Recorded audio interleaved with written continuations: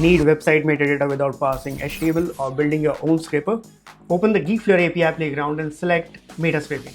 Your API key is already added, so let's use this link as our example and paste it into the URL field. Choose the output format like JSON for applications, and for AI workflows, you can select Markdown. You can also select the device type, proxy country, enable JavaScript rendering block ads, or turn on file output to download the scraped data as a file.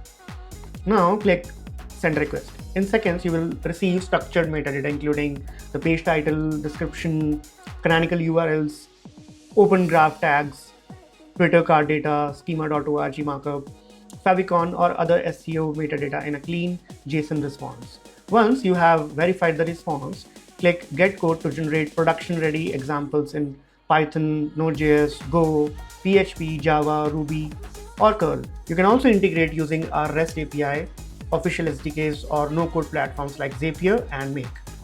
Building AI agents, Geekflare also supports MCP, Model Context Protocol, allowing AI tools like Claude Desktop, Cursor, Cline, or other MCP-compatible clients to access the Meta Scraping API and the rest of the Geekflare API suite through a single MCP server.